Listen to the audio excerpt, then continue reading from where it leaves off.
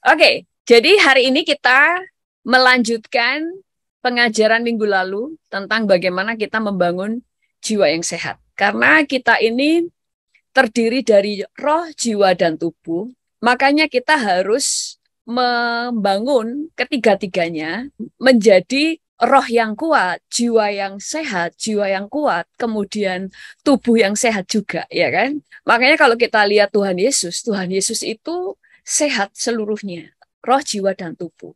Dia menjaga makanannya, dia menjaga tubuhnya, itu dia disiplin. Kenapa? Karena tubuh yang sehat itu bisa menjadi kendaraan kita. Kita mau kemana-mana, kita bisa. Bahkan kita mau lari lah, kita mau apa, bisa menjadi kendaraan. Tapi waktu menjadi, kalau sakit, tubuh itu menjadi penjara. Betul? Waktu kita itu sakit, tubuh itu jadi penjara. Karena kita mau kemana-mana nggak bisa, karena tubuh kita nggak kuat. Nah, makanya demikian juga dengan jiwa. Jiwa itu perlu dibangun supaya jiwa kita ini utuh. Karena jiwa yang rapuh, jiwa yang tidak sehat, kita akan gampang terluka, kita gampang menjadi lemah, kita akan menjadi kecewa, bahkan menjadi kekanak-kanaan, dan sebagainya. Nah, minggu yang lalu kita sudah pelajari, saya buka dulu PowerPoint-nya, How to Build a Healthy Soul. Firman Tuhan kemarin itu tentang mengapa engkau tertekan, hai jiwaku, dan mengapa engkau gelisah di dalam diriku. Berharaplah kepada Allah. Sebab aku bersyukur lagi kepadanya, penolongku dan Allahku. Dikatakan, mengapa engkau tertekan, hai jiwaku? Karena jiwa itu bisa tertekan, jiwa bisa menjadi lemah. Makanya kalau kita tidak membangun jiwa kita, tidak membangun mental kita, menjadi punya mental yang kuat, mental yang sehat, jiwa yang sehat. Karena di dalam jiwa kan ada pikiran, kehendak, perasaan, mental juga ada di dalam jiwa kita. Kalau kita tidak membangunnya menjadi jiwa yang sehat, maka salah satu contoh, iman kita itu bisa terbunuh kalau mental kita ini pecundang. Makanya mental itu sangat membantu. Kita tidak bisa cuma beriman tanpa membangun mental.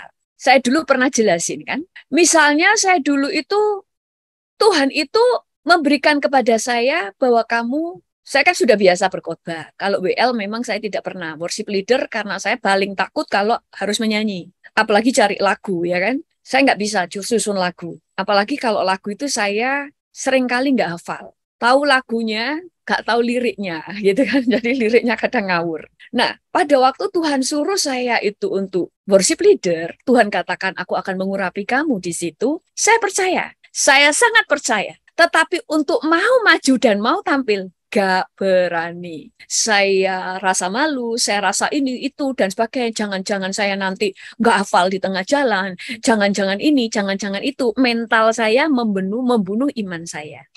Makanya kenapa Paulus itu sebelum dipanggil Yesus, dia sudah punya mental yang pemenang. Dia memang sudah punya mental pemenang. Dia orangnya tidak pernah mau mundur satu langkah pun sebelum apa yang dia mau raih itu tercapai. Itu sebabnya pada waktu dia menerima Yesus sebagai Tuhan dan Juru Selamatnya, maka dia cepat sekali untuk dipakai Tuhan karena mentalnya tuh sudah mental pemenang. Nah, gitu loh. Makanya kita harus punya mental pemenang. Nah, saya sekali kasih ilustrasi dulu, gambar ya, gambar kalau ini gambar bukan video tentang banjir, ya kan? Tentang banjir.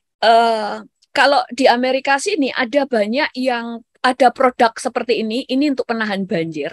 Jadi orang-orang itu yang rawan-rawan banjir tuh mereka memiliki alat ini untuk menahan banjir. Jadi kalau toh air meluap ada banjir sekalipun, rumah mereka itu nggak banjir. Rumah mereka itu ter terjaga. Minta tolong operatornya ini banyak yang antri. Kemudian ini kayak seperti ini ya. Ini kan ada rumah-rumah ya. Itu ada penahannya ini. Sehingga sekalipun banjir, rumah mereka itu kering. Kalau ada basah-basah sedikit, cuma basah sedikit, nggak sambungan banjir. Jadi kena matahari ya langsung terang, langsung kering. Kayak ini juga, lihat. Airnya kan sebenarnya tinggi ini airnya kan. Airnya ini tinggi. Tetapi rumah ini nggak kebanjiran. Kenapa? Karena ada penahannya. Kayak seperti ini. Ini kalau ini kayak sungai atau laut yang meluap atau nggak tahu ini air apa ya, itu ditahan supaya nggak sampai masuk ke perumahan-perumahan area yang di sana. Ini kan lagi air meluap, banjir ya kan. Tetapi tidak sampai memasuki rumah-rumah yang ada di sekitarnya. Maksudnya apa lewat dari gambar ini? Kita mulai melihat bahwa ada banyak hal di luar kita itu yang tidak seperti yang kita inginkan, tetapi itu terjadi.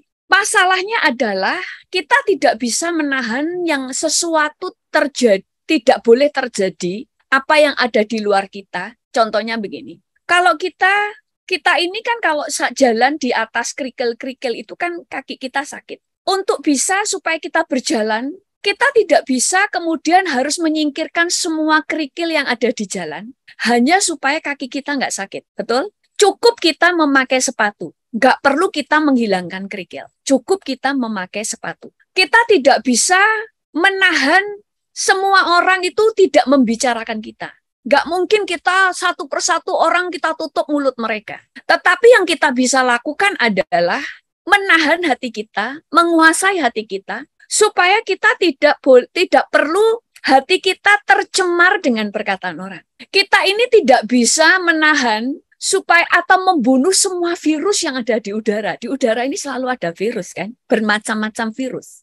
Kita nggak bisa selalu mikirin bagaimana membunuhnya, kelihatan aja enggak. Tetapi yang kita perlu lakukan adalah bagaimana kita menjaga imunisasi kita, imun kita. Kita harus, kalau anak kecil diimunisasi untuk menambah imunnya ya kan, kita harus menambah imun kita, menjaga imun kita, supaya kita bisa menahan supaya tidak ada virus yang masuk. Makanya kita nggak sakit. Nah, sama di dalam kehidupan kita juga seperti itu.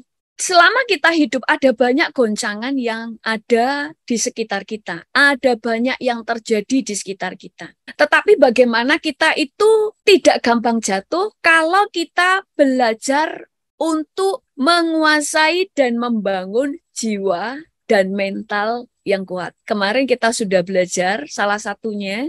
Kemarin yang kita sudah pelajari adalah yang pertama, bebaskan dari diri kita dari setiap kepahitan. Bebaskan diri kita dari kepahitan, dari trauma. Kita harus belajar move on. Kita harus belajar melepaskan pengampunan dengan apa yang terjadi di masa lalu. Supaya jiwa kita sehat. Supaya jiwa kita ini utuh.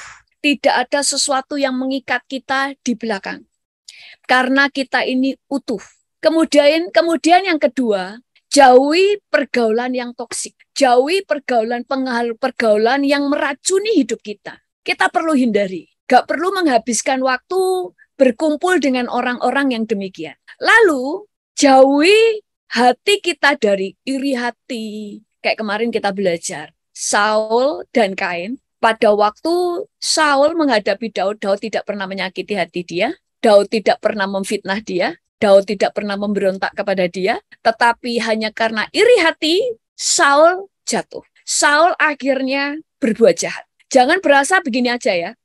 Iri hati itu berdosa. Loh, dosa itu mengakibatkan semua dosa itu membuat ada celah. Kalau sudah ada celah, iblis itu bisa masuk bersama dengan teman-temannya. Makanya kalau orang itu iri, itu nggak sekedar cuma iri. Pasti akhirnya ada roh pembunuh. Kalau iri, larinya kalau nggak segera dibereskan, dia akhirnya akan berbuat jahat kepada orang yang dia iri. Pertama, dia mulai ngomongin. Kemudian nyari-nyari kesalahan, cari-cari kejelekannya. Lalu menggosipkan, lama-lama memfitnah, lama-lama menghancurkan karakter orang itu. Itu karena dosa itu selalu membuka celah dan roh jahat punya tempat, punya jalan untuk masuk dalam hidup kita.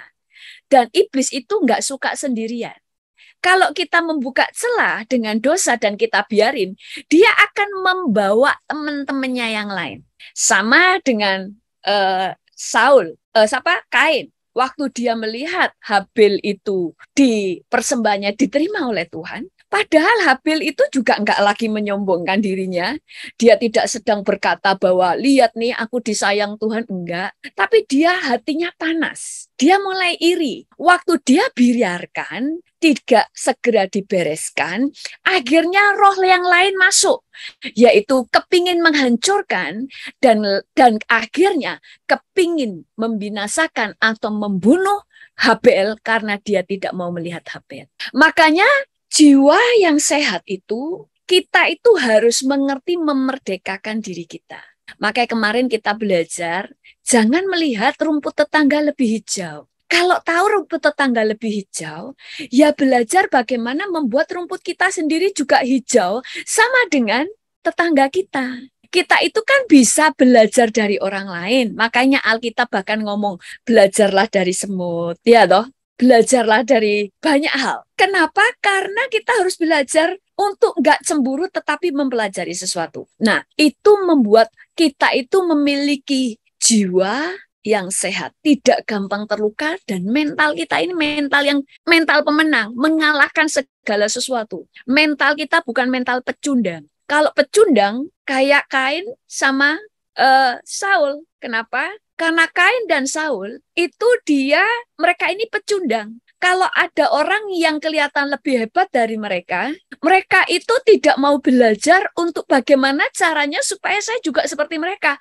Tapi jalan satu-satunya adalah membunuh mereka supaya nggak ada saingan. Makanya banyak orang, kalau tahu orang ini kayaknya insecure dengan seseorang, kayaknya dia lebih hebat dari saya, dia akan hancurkan dia akan ngomongin dia akan fitnah orang itu, dia akan bunuh karakternya, supaya dia menjadi lebih hebat dari yang lain, dari orang tersebut. Nah, makanya untuk kita memiliki jiwa yang sehat, kita harus belajar, bebaskan diri kita dari kepahitan. Tapi intinya pertama ini, kalau ini belum pulih, nggak bisa tidak bisa menang di sini. Saudara itu pergaulan orang itu nggak toksik pun, tetap saudara menjadi toksik karena hati saudara yang nggak beres. Saudara akan penuh dengan iri hati kalau ini nggak pulih.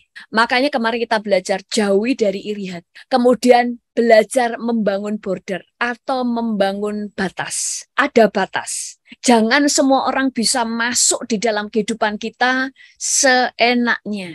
Kita boleh dekat dengan orang, tapi tetap ada bordernya. Itu menjaga hidup kita. Ini menang ya, salah tulis. Yang kelima, menang dalam kesendirian. Dalam arti, kita kemarin sudah belajar. Yang belum mengikuti minggu yang lalu, ikuti video saya yang bagian yang pertama, supaya menangkap. Menang dalam kesendirian, artinya belajar hidup tanpa orang lain. Tanpa orang lain pun, kamu bisa hidup. Tanpa orang lain pun, kamu bisa mandiri. Kamu tidak bergantung kepada orang lain. Kamu hanya bergantung kepada Tuhan dan dirimu sendiri. Itu yang membuat kita memiliki mental yang kuat dan jiwa yang sehat. Nah, kemudian kita belajar yang nomor berikutnya. Nah, supaya kita memiliki jiwa yang utuh, yang sehat, miliki tujuan hidup. Sebelum ke nomor yang 7 ya. Seperti tadi tentang gambaran ada banjir, tetapi rumah-rumah yang memasang alat penahan banjir, itu rumah mereka nggak banjir. Makanya membangun jiwa yang sehat itu artinya saudara belajar membangun hidupmu, punya benteng yang kuat, sehingga saudara tidak gampang terpengaruh dengan apa yang dari luar. Yang terpenting itu dari diri kita. Kitanya ini yang lebih penting daripada hanya menghalangi, saya kayak kemarin saya bilang kan, gak usah pusing dengan, wah orang-orang bicarain saya, orang memfitnah saya nggak dapat pekerjaan karena ada yang memfitnah saya, ada yang menjelekkan saya. Ngapain pusing dengan itu? Kalau kita sibuk membangun diri kita, dan kita ini memang bernilai, kita itu orang kalau kita bekerja selalu memberi yang terbaik, selalu excellent, ada nilai plus di dalam hidup kita, walaupun yang memfitnah 1000 orang, orang tetap mengakui God adalah orang yang hebat. Engkau akan tetap dicari. Di dalam hidup kita juga seperti itu. Kayak tadi itu, walaupun banyak kerikil di jalanan, nggak perlu pusing.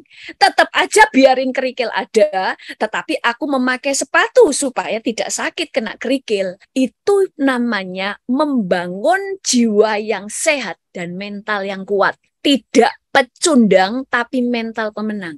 Orang yang punya mental pemenang dan membangun jiwanya, itu orang yang fokusnya adalah membangun apa yang ada di dalam dirinya. Tidak pusing dengan apa yang ada di luar. Tapi orang yang pecundang selalu mengkambing hitamkan segala sesuatu. Nah, tadi kita mulai melihat yang ketujuh adalah memiliki tujuan hidup. Orang yang memiliki tujuan hidup, dia orang yang fokus untuk meraih mimpinya.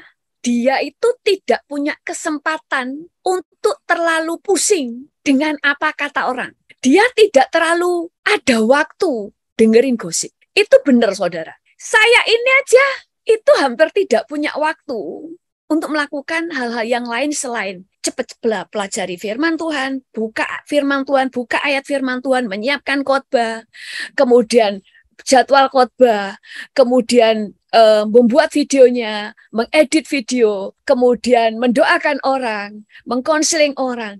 Tidak ada waktu mikirin orang-orang lagi ngomongin apa ya. Bahkan seringkali nggak dengar sama sekali. Orang ngomongin apa saya atau tidak, mungkin banyak yang ngomongin atau banyak yang komplain misalnya.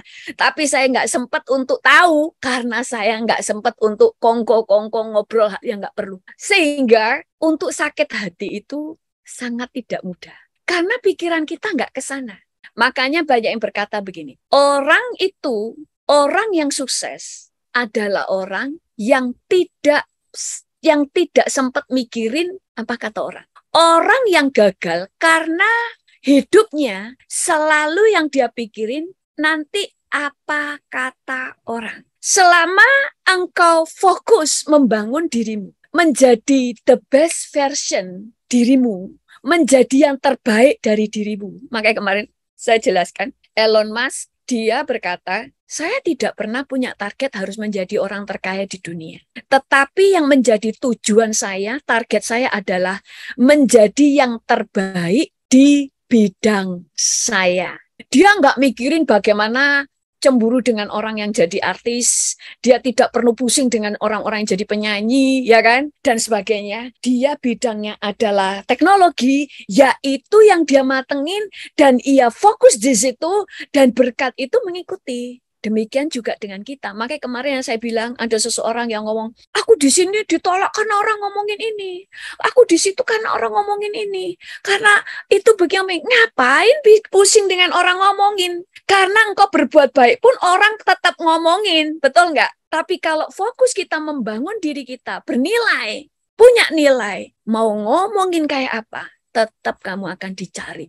Nah, orang yang punya tujuan hidupnya, contoh, tujuan hidup itu jangan terlalu abstrak. Tujuan hidupku menyenangkan hati Tuhan. Menyenangkan hati Tuhan itu seperti apa? Itu abstrak. Menyenangkan hati Tuhan itu dengan apa? Contoh, aku menyenangkan Tuhan. Dengan apa?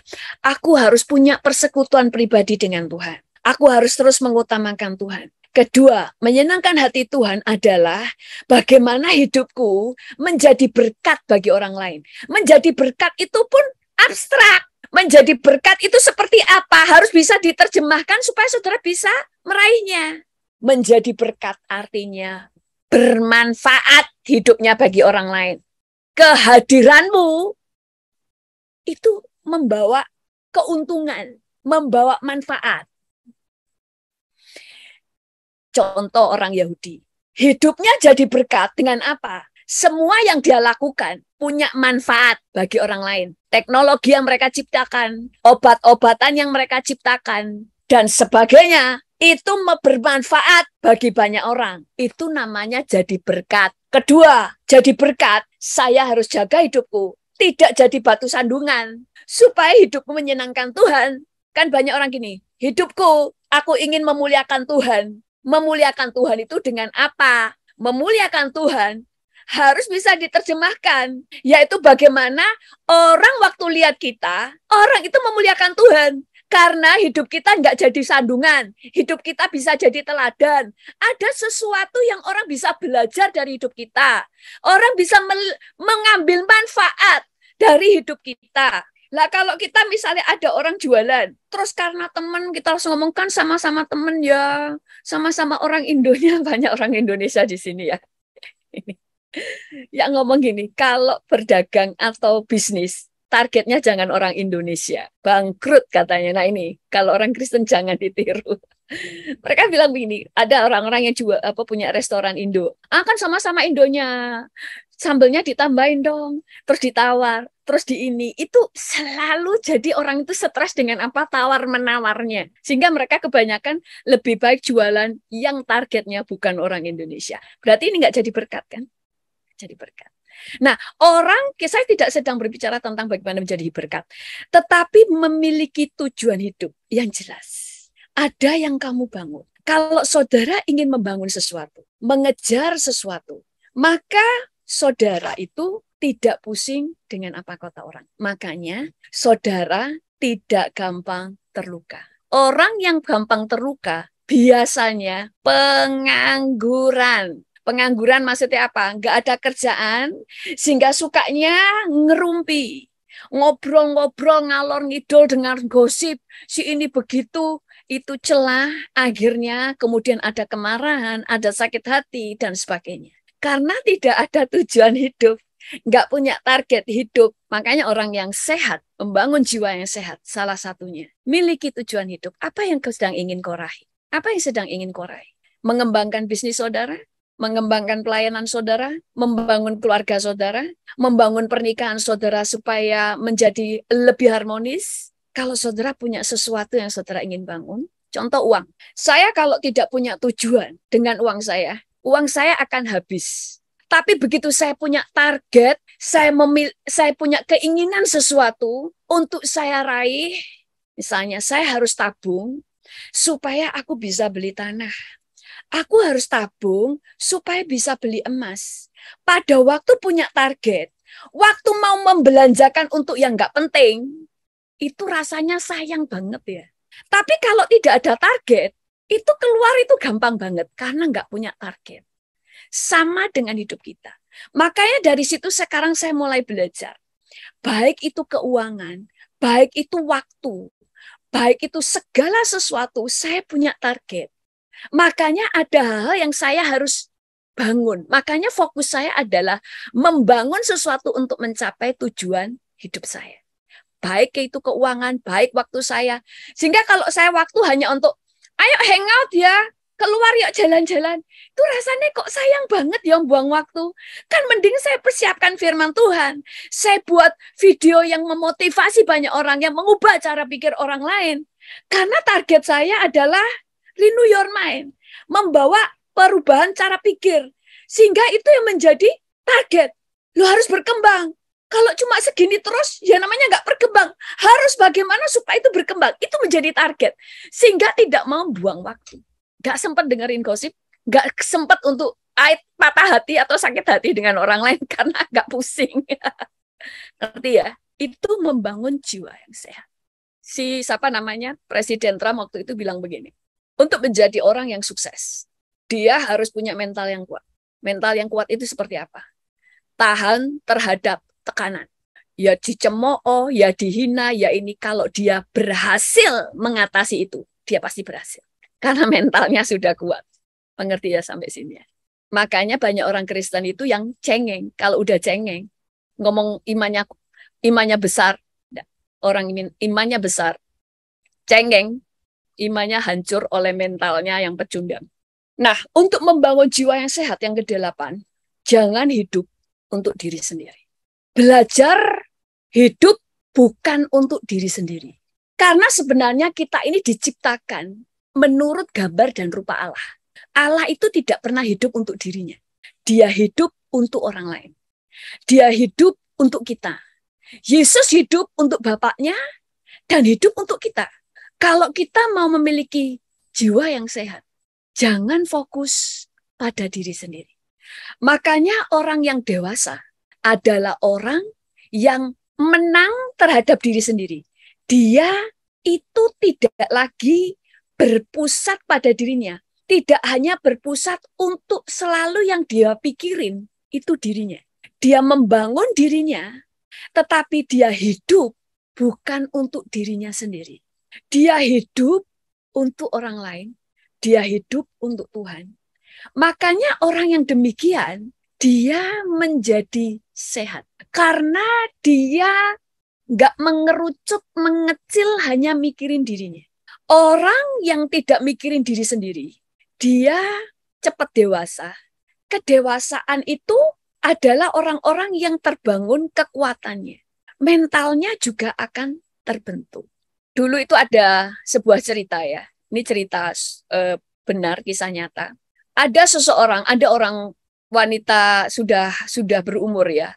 Dia kaya raya. Dia tinggal di negara maju gitu kan, semua orang individu ya. Makanya banyak di negara-negara maju seperti ini itu saking kayanya waktu meninggal nggak ada yang tahu. Ya kan nggak dekat sama tetangga. Orang ini ngalami depresi sampai akhirnya ada seseorang yang konselor ya kan, dia kenapa kok sampai depresi? Dia bilang saya ini orangnya kaya raya tapi lonely, merasa lonely. Setelah di konseling-konseling, kemudian yang konseling itu mendapati orang ini pelit. Hidupnya untuk dirinya sendiri, berpusat pada dirinya. Makanya segala sesuatu yang bertentangan dengan firman, itu pasti miring-miring. Tuhan itu kan mengajar kita untuk tidak hidup untuk diri sendiri, tapi untuk jadi berkat bagi buat orang lain kan. Hidup kita untuk Tuhan dan menjadi berkat bagi orang lain. Maka kalau orang itu hidup untuk dirinya sendiri, pasti nanti ada sesuatu yang membuat dia jatuh. Karena saya pernah sampaikan, dosa itu mementingkan diri sendiri. Di dalam mementingkan diri sendiri itu ada kegelapan. Itu sifat dosa. Mementingkan diri sendiri. Sudah banyak di khotbah saya. Nah, orang ini kemudian diajak ke tempat orang yang sederhana. Ibu seorang janda juga hidupnya sederhana, tapi orang itu bahagia. Terus orang ini gini, kok bisa sih orang itu bahagia padahal dia miskin, bagi orang kaya ini miskin ya kan? Kok dia saja bahagia padahal aku punya segalanya, kenapa kok saya nggak bahagia? Kok saya nggak bahagia? Terus dia disuruh konselornya itu ngobrol sama ibu yang satunya. Terus ibu itu bilang gini, apa rahasia?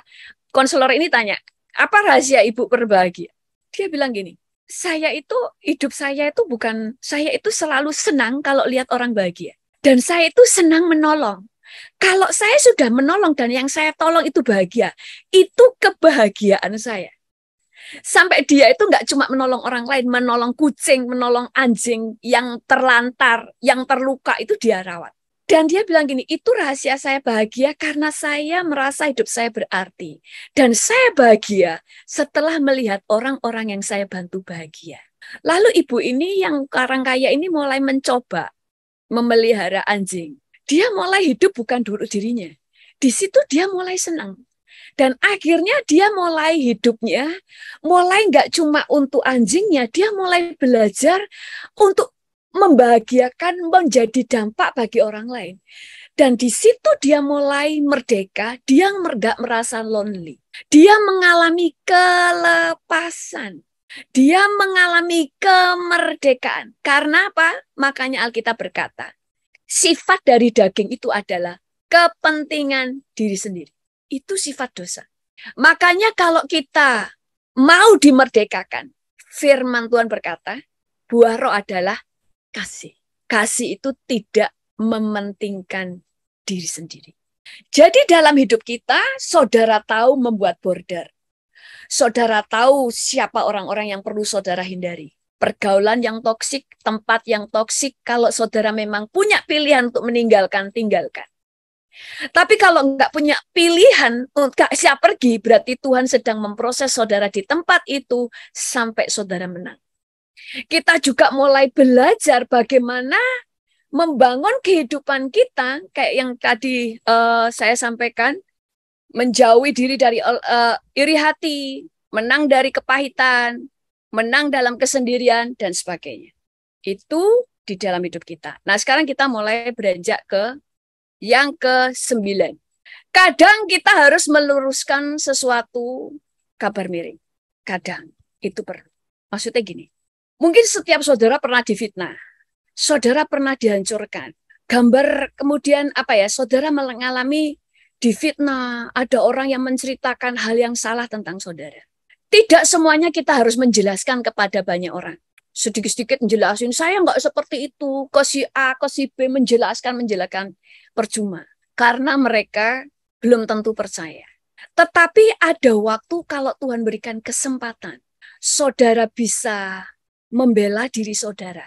Atau menyatakan kebenaran bahwa yang orang lain dengar tidak seperti itu. Saudara punya kesempatan untuk menjelaskan. Ya jelaskan. Karena kebenaran itu memerdekakan. Kayak contoh, makanya ada quote ini kan bagus. Jangan menghancurkan hidup seseorang dengan kebohongan. Kalau pada akhirnya kebenaran akan menghancurkan hidupmu. Maksudnya gini, kalau ada orang yang memfitnah dengan kebohongan, memang akan menghancurkan orang itu. Tetapi orang yang memfitnah ini akhirnya hancur sendiri. Kalau pada akhirnya kebenaran diungkapkan. Maksudnya apa? Kadang ada waktu tertentu yang saudara harus meluruskan. Kalau memang ada berita yang terlalu miring, maka ini pengalaman saya. Misalnya ada orang yang kayak kapan dari saya ceritakan, karena gereja itu takut saya bangun gereja, takut nanti jemaatnya banyak yang keluar, sehingga saya difitnah di mimbar beberapa 3 kali ya kan, dihancurkan nama saya. Saya diam aja. Tetapi dengan kediaman itu, tapi kita berdoa kepada Tuhan, Tuhan itu hakim. Dengan kediaman itu bergulir terus omongan. Tetapi pada waktu kita mulai menceritakan yang sebenarnya, maka itu dimerdekakan. Kayak contoh, siapa ya kemarin tuh ya, yang ceritanya kayak kemarin Johnny Depp ya, Johnny Depp, supaya tahu maksudnya. Waktu itu kan dia difitnah oleh mantan istrinya bahwa dia melakukan KDRT, ya toh. Waktu itu dia cuek aja, nggak apa-apa lah, KDRT, sudah lah dia ngomongin gitu, biasa aja lah, nggak apa-apa. Terus sampai dituntut untuk dia membayar istrinya karena tuntutan itu, ya kan? Tadinya dia sudah nggak apa-apa, tapi ternyata itu terus bergulir. Bergulirnya maksudnya gini, akhirnya dia kehilangan pekerjaan, dia anak-anaknya kemudian dibully di sekolah karena mereka berkata bapakmu seorang yang suka menganiaya perempuan dan sebagainya. Setelah dia melihat itu terus bergulir, tambah lama tambah parah, baru di situ dia mikir kebenaran harus diungkapkan. Waktu dia menceritakan kebenaran, ceritanya itu seperti ini. Dia mengalami kemerdekaan. Pekerjaannya dikembalikan, nama baiknya dikembalikan. Anak-anaknya, kemerdekaan anak-anaknya dikembalikan.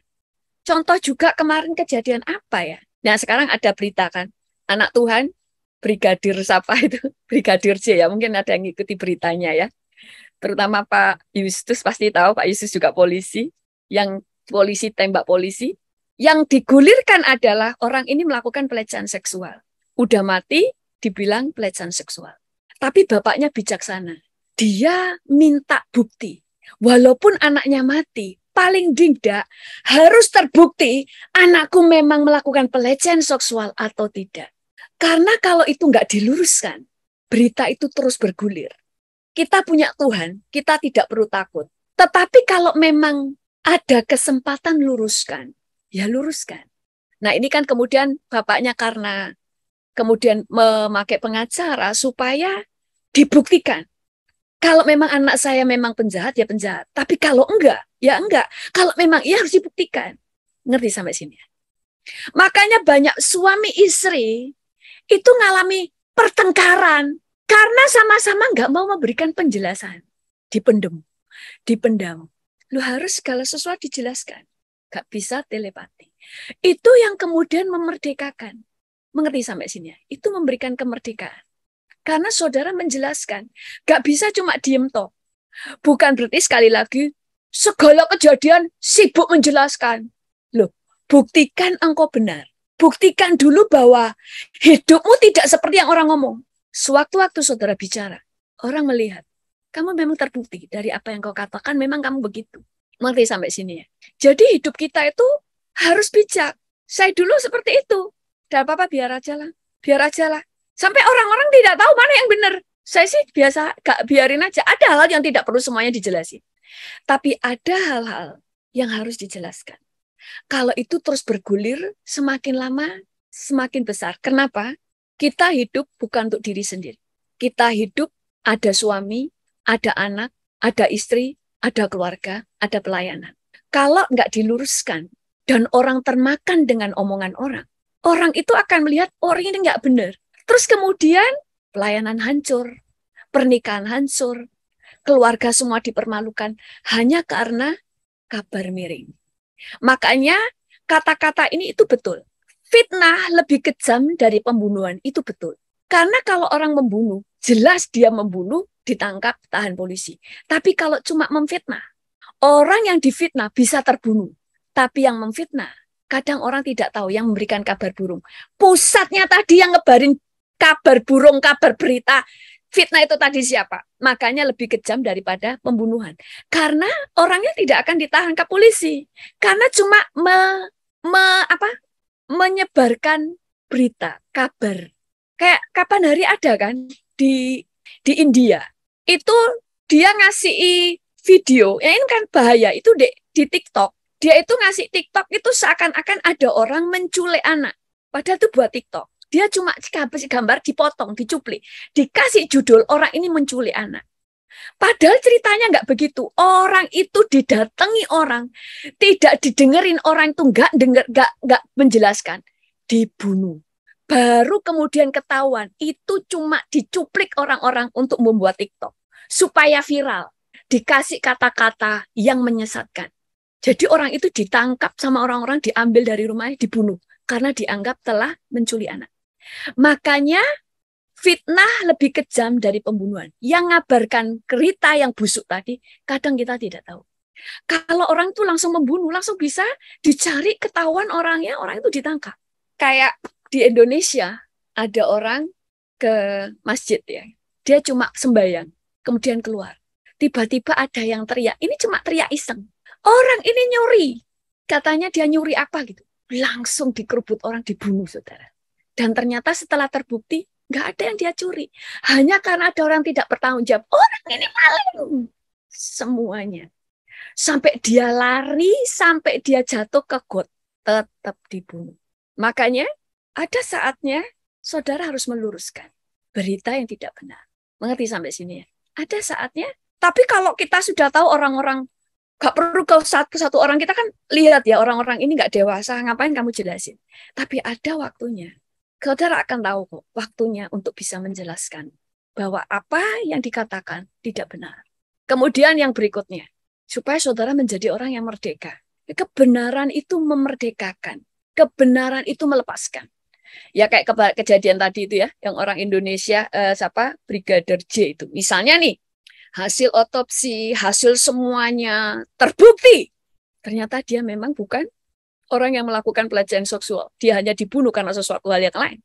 Maka yang dilepaskan dan dimerdekakan bukan cuma dia. Seluruh keluarganya. Karena hidup kita bukan untuk diri sendiri. Segala yang hidup di dalam diri kita itu membawa keluarga. Membawa orang-orang di dalam hidup kita. Lingkaran keluarga kita. Dimerdekakan. Tapi bagaimana kalau kemarin setelah mendapatkan tuduhan itu diberitakan, terus bapaknya diam aja, kemudian orang itu dikubur begitu saja? Tuhan bisa membela? Bisa. Tapi kalau ada waktu untuk dia memang bisa untuk memberikan pembelaan, bisa memberikan pembelaan. Yang berikutnya, bersandar kepada Tuhan. Bentar ya. Kalau bersandar kepada Tuhan, kita udah tahu ya, bersandar kepada Tuhan. Kita itu hanya bisa bersandar kepada Tuhan. Hidup kita bersandar kepada Tuhan. Alkitab berkata, Ia menyegarkan jiwaku. Ia menuntun aku di jalan yang benar oleh karena namanya. Mazmur Daud, Tuhan adalah gembalaku, takkan kekurangan aku. Ia membaringkan aku di padang yang berumput hijau. Ia membimbing aku ke air yang tenang. Ia menyegarkan jiwaku. Ia menuntun aku di jalan yang benar oleh karena namanya. Hidup bersandar kepada Tuhan. Makanya kita tadi sudah belajar minggu yang lalu. Belajar hidup dalam kesendirian. Kalau kita bisa menang dalam kesendirian, saudara bisa menang dalam hal yang lain. Karena hidupmu dibangun, saudara harus mulai membangun. Hidup hanya bergantung kepada Tuhan. Yang kedua, pada dirimu sendiri. Kita nggak bisa bergantung orang lain. Keselamatan pun nggak bisa bergantung pada orang lain. Bergantung kepada diri sendiri. Iman ya kita harus bangun iman. Kita bisa numpang iman orang lain untuk kesembuhan, untuk mujizat. Tapi untuk keselamatan gak bisa numpang iman orang lain. Itu urusan sendiri-sendiri. Bangun hidup bersandar kepada Tuhan. Yang berikutnya, gak perlu ayat-ayat karena semuanya harus suka baca Alkitab. Ke-11, supaya kita memiliki jiwa yang utuh. Jangan takut kehilangan. Segala sesuatu yang saudara masih takut itu hilang, itu akan menghancurkan hidupmu. Makanya Alkitab mengajar kita untuk tidak terikat sesuatu dan tidak takut kehilangan segala sesuatu. Jangan takut kehilangan. Contoh, jangan pernah takut kehilangan nama baik. Tugas kita adalah menjaga nama baik. Tapi jangan pernah takut kalau nama baikmu harus hilang. Karena orang menghancurkan nama baik. Alkitab berkata, di mana hartamu berada, disitulah hatimu. Kalau hartamu, kamu merasa nama baik adalah paling berharga, harta yang harus dipertahankan. Waktu orang menghancurkan nama baikmu, kamu pasti menjadi kecewa, marah, sakit hati, celah. Sekali lagi, dosa itu kalau nggak segera ditutup akan mengundang dosa-dosa yang lain. Karena iblis itu punya spesifikasi kerjaan sendiri-sendiri, saudara. Jangan dipikir gini, iblis itu ya pokoknya buat kota jahat. Loh, enggak, itu ada sendiri-sendiri. Ada iblis pembawa sakit penyakit, membawa kepahitan, membawa kemarahan, membawa roh kematian. Yang dia itu membawa roh bunuh diri, membawa roh kemarahan, membawa roh perpecahan, membawa roh dendam. Itu iblis itu punya spesifikasi. Makanya kita kalau ngusir setan kan nggak cuma aku usir setan, ya kan? Aku usir roh bunuh diri. Aku usir roh perpecahan. Aku usir roh kebodohan. Karena punya spesifikasi sendiri-sendiri. Makanya kalau kita itu dosa, buka celah, kita biarin, maka akan mengundang roh-roh yang lain. Ada rentengannya. Iri hati, dibiarin. Akan ada roh fitnah, dusta, ya kan? Memecah belah, menghancurkan, membunuh yang belum sampai ke fisik pertama, tapi selalu ngomongin supaya orang itu karakternya dibunuh, pelayanannya dibunuh, usahanya dibunuh, semuanya dibunuh, baru bisa meningkat sampai membunuh secara fisik. Karena roh jahat itu punya spesifikasi. Makanya Alkitab berkata, roh jahat itu akan membawa 7 roh jahat yang lainnya sehingga orang itu menjadi lebih jahat dari sebelumnya. Kenapa? Karena jadi macam-macam kejahatannya. Banyak orang yang cerita, dulu ada orang narkoba kan, saya ingin tahu, apa yang membuat kamu senang narkoba? Dan lihat aja orang yang suka narkoba, itu jatuhnya itu sama semua. Kalau sudah kena narkoba, dia jadi seks bebas, larinya selalu ke situ. Kemudian akhirnya dia mencuri karena butuh uang untuk beli obat lagi dan sebagainya. Itu rentengannya sama, semuanya sama. Makanya kalau diberesin, ya itu gak sampai ke sana. Makanya jangan takut kehilangan. Makanya kemarin saya berkata, bangun hidupmu. Orang lain menjelekkan, gak usah pusing. Yang kamu pusingin adalah membangun hidupmu. Tapi kalau kamu adalah orang yang takut kehilangan nama baik, takut malu, takut ini, takut itu jadi belenggu. Makanya itu dipakai iblis untuk menghancurkan hidupmu. Harus merdeka. Tapi kalau ada orang yang sudah ngomongin itu sudah mulai parah, mulai bergulir dan itu membahayakan segala sesuatu, saudara harus menjelaskan. Ya jelaskan di hadapan umum, jelaskan. Kalau orang itu memfitnah di hadapan umum, jelaskan di hadapan umum. Yang terakhir, bagaimana supaya kita memiliki jiwa yang sehat, merdeka, utuh? Jangan berharap terlalu tinggi, kecuali kepada Tuhan. Kenapa? Contoh, kenapa banyak pernikahan-pernikahan hancur? Pengharapannya terlalu tinggi. Karena terlalu sering nonton film Korea, atau zaman dulu sering nonton film Cinderella. Saya kemarin tuh minggu yang lalu kan bilang, saya suka film-film detektif. Saya baru ingat, waktu saya kecil, ayah saya tanya, saya ingat itu karena kemarin itu lihat berita tentang Brigadir J ya, Brigadir Yohanes, Joshua. Saya itu memang suka kalau ada kejadian-kejadian yang perlu mengungkapnya. Makanya kemarin kayak Johnny Depp itu kan saya suka, kayak dulu Cyanida itu saya tungguin, saudara.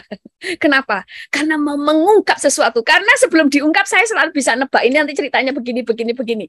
Kalau yang ini gini. Kenapa kok begitu? Iya, orang ini karena ini alurnya gini. Gak mungkin ini bukan pembunuhnya karena ini gitu. Yang sekarang juga begitu. Kenapa saya tertarik untuk lihat? Karena saya tuh sudah bisa mikir ini larinya ke sini, ini nggak mungkin begini, ini pasti begini jalannya gitu ya. Saya baru ingat, saya waktu kecil masih SD, ayah saya sudah tanya, kamu waktu besar pingin jadi apa? Kenapa? Apa yang saya kepinginin? Cita-citanya pingin jadi detektif. Cita-cita yang nggak umum kan? Saya ngomong pingin jadi detektif. Ayah saya ketawa. Waktu SMP ditanya lagi, kamu pingin jadi apa cita-citamu? Supaya ayah saya tahu sekolah saya nanti apa. Saya pingin jadi detektif. Terus ayah saya bilang gini, kalau di luar negeri untuk jadi detektif ya harus ada detektif swasta. Di Indonesia nggak ada. Di Indonesia ya harus jadi intel. Padahal kalau jadi tentara atau jadi polisi, saya nggak tahan panas, kepanasan pasti pingsan. Jadi nggak mungkin saya jadi detektif, ya kan? Makanya kemarin itu baru inget, iya ya dulu itu cita-cita saya ingin jadi detektif. Makanya saya suka kalau ada yang berita-berita itu saya bisa nebak. Ini harusnya begini, ini harus ditanya ini ya gitu ya kan. Nah, jangan terlalu berharap terlalu tinggi. Contoh, kenapa kita menjadi gampang kecewa? Karena berharap terlalu muluk-muluk. Gereja itu kan harusnya penuh kasih. Ternyata banyak yang tidak mengasihi. Karena gereja itu kan kumpulan orang-orang yang baru mau direnovasi. Ya kan? Baru mau diperbaiki. Atau menikah. Terlalu berharap terlalu tinggi. Harusnya suamiku itu begini. Harusnya istriku begini. Harusnya istriku itu cantik terus. Gak usah dibelikan bedak itu harusnya mulus terus. Patu lihat istrinya jerawatan dan mulai flek-flek karena nggak dibelikan pelembab. Dia menjadi kecewa. Pengharapannya terlalu tinggi. Harusnya. Tetapi kalau kita tidak terlalu berharap terlalu tinggi kepada orang lain, saudara nggak gampang kecewa. Tapi saudara bisa berharap tinggi kepada dirimu. Aku bisa berhasil. Orang lain bisa, mosok aku nggak bisa. Lah itu boleh. Tapi jangan terlalu berharap terlalu tinggi pada keadaan dan orang lain. Karena engkau akan menjadi gampang kecewa. Orang yang jiwanya sehat, punya mental yang kuat. Dia tahu mana yang penting dan tidak penting. Saya sudah lakukan yang terbaik. Dengan harapan, saya akan berbuat baik. Dengan harapan, orang-orang ini tahu kebaikan saya, dan membalas budi saya. Saudara pasti kecewa. Karena banyak orang yang tidak tahu berterima kasih dan tidak tahu balas budi. Kalau saudara berharap ke sana, saudara pasti kecewa. Oh, saya bawa makanan, sudah susah-susah masak. Di sini sudah ada harapan semua orang akan memuji makanan saya. Ternyata banyak yang nggak muji. Saudara menjadi kecewa. Karena iblis itu tahu. Waktu kita mencari sesuatu yang bukan hal yang ilahi, bukan hal yang benar. Karena di dalam roh itu ya saudara, kalau ada yang miring, itu pasti ada gelap, ada asap. Itu di alam roh itu begitu. Makanya iblis langsung tahu, ada yang gak benar. Iblis gak bisa baca pikiran kita. Tapi kalau ada dosa, itu terlihat. Makanya iblis langsung tahu orang ini punya pengharapan untuk dipuji. Dibuat semua orang lupa berterima kasih. Maka Alkitab kan mengajar, apa yang kita tidak pikirkan, apa yang kita tidak pernah bayangkan, apa yang kita tidak cari. Justru itu yang Tuhan berikan. Kenapa? Karena Tuhan sedang mengajar kita. Jangan berharap terlalu tinggi kepada orang lain dan keadaan. Karena kamu pasti kecewa.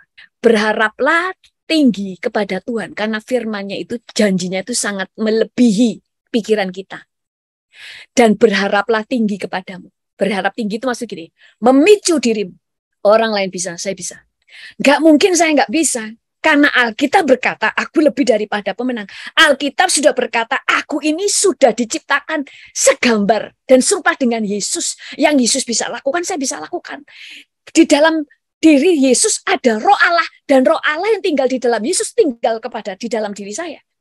Dan firman Tuhan juga berkata, apa saja yang kamu lakukan pasti berhasil. Dan firman Tuhan berkata bahwa tidak ada yang mustahil bagi orang yang percaya. Dan firman Tuhan berkata juga bahwa aku adalah orang yang diurapi, tapi tidak berharap banyak kepada orang lain. Tapi saudara bisa berharap banyak kepada dirimu. Itu yang membuat saudara nggak pecundang. Mosok sih aku nggak bisa, pasti bisa. Orang-orang yang menaklukkan dunia, mereka yang percaya bahwa mereka bisa. Mereka tidak perlu berharap gini. Kalau saja ada yang menolongku, kalau saja ada yang mendukungku, kalau saja ada yang mendoakanku, kalau saja orang yang punya mental yang pemenang, dia tidak terlalu berharap kepada siapapun. Makanya orang yang punya mental yang kuat dan jiwa yang sehat, dia tahu hidup dalam kesendirian. Makanya kebahagiaan dia tidak bergantung orang lain. Ada istrinya John Maxwell, seorang yang dipakai Tuhan untuk membangkitkan para pemimpin.